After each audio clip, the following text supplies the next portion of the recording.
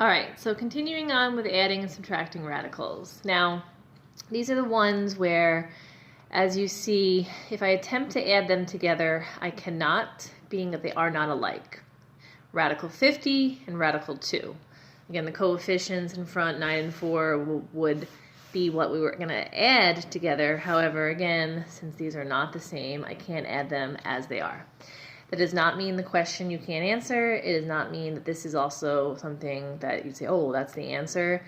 This is what we're going to have to do. Again, factor comes into play. Okay, so the number 50, this is what we were doing in the previous week. Again, square root of 50 doesn't have a perfect square, but it's a kind of a high number, so I can simplify it down. Okay, so here's what I'm going to do to 50. I'm going to factor it out. 1 and 50, and again, I'm starting at my factors because 1 times 50 is in fact 50, and as I keep on continuing on, I'll do a 2. 50 is divisible by 2, and that means the other factor would be 25, and I'm not going to put 3, and I'll show you why again on my calculator. When we list factors, we have to make sure, gotta clear that out, sorry. 50 divided by 3 is not something you could do because again you'd get 16.666 repeating. Okay, so as I continue on, again I'm going to look through other factors. It's not divisible by 4, it is divisible by 5 and 5 and 10. It's not divisible by 6, 7, 8, or 9. So these numbers right here are all the factors. All right, so if you did last week's assignment, you're going to notice that we're looking again for numbers that have perfect squares. So hopefully you still have that list. We have 1 as a perfect square, 25 is the perfect square. So here's what we're going to do. Which one are we going to select, and why do we select that one? It's because we're going to choose 2 and 25, because that is in fact the larger perfect square, obviously compared to 1. Okay, so here's how I'm going to rewrite this really quick. 9 radical 2 times 25. And what I just did, again, if you're kind of looking at it and say, well, why are you doing that? What's that coming from? 50 is 2 times 25.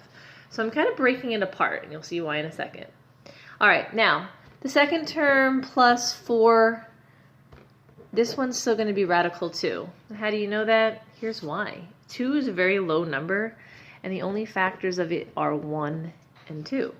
So if I pulled out a 1, it really wouldn't do much to the question. All right, so here's what I'm looking at right now. Being that this first term was factored out as is, and again, I chose the highest factor of 25 because it has a perfect square.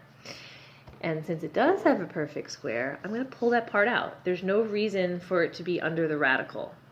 So what is the perfect square of 25? 5. All right, so 25 is no longer under the radical. I pull the 5 out, and I'm pulling it out, and I'm putting it, and I'm squeezing it right next to the 9. The 9 was already there from the start.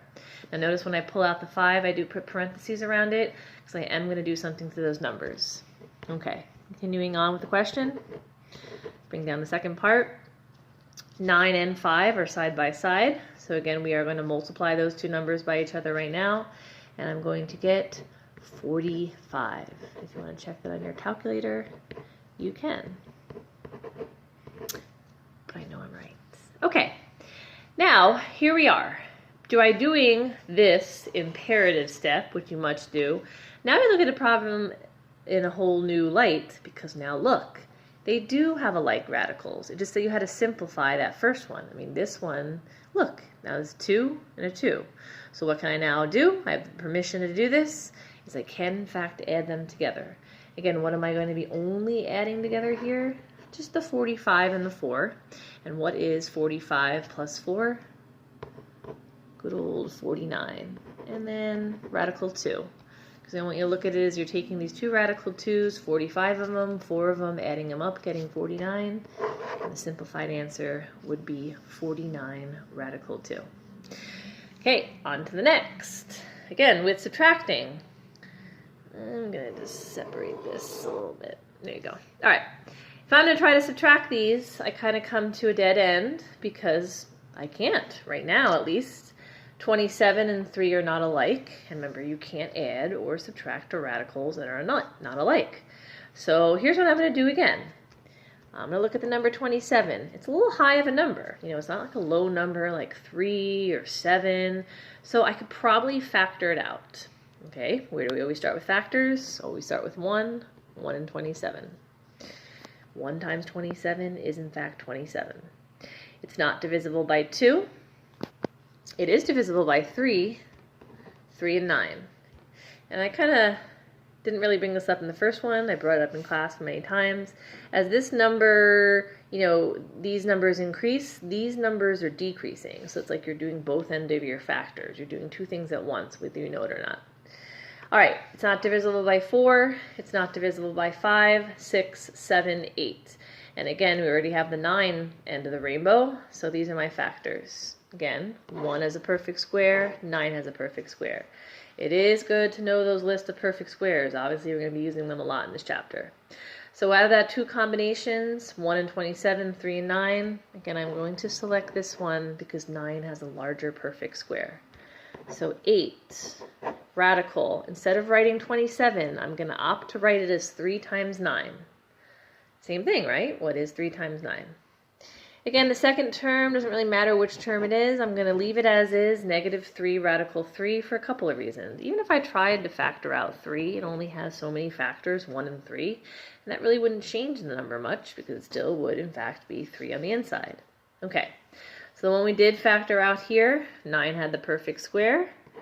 Drum roll, please. What is the perfect square of 9? Ding, ding, ding. It's 3. So I'm going to pull the 3 out. That's, again, this 3 right here, just want to point this out, is coming from that 9 because the square root of 9 is 3. That means this 3 right here, that one is staying underneath the radical. It never leaves. And then the last part, that one can't be factored. And look what conveniently happens again. I'm about to multiply this times this. They're side by side. So 8 times 3 is 24.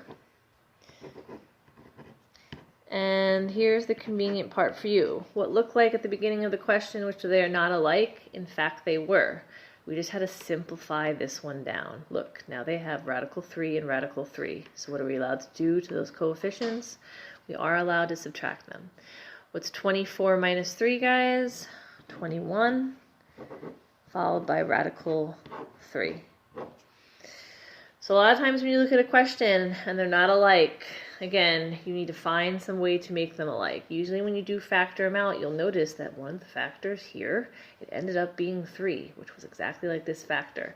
So if you are struggling to factor out one of the larger numbers, maybe use the other number and say, okay, well, maybe that's a factor of that number, and maybe that's going to help me figure this out. But again, the answer was 21 radical 3.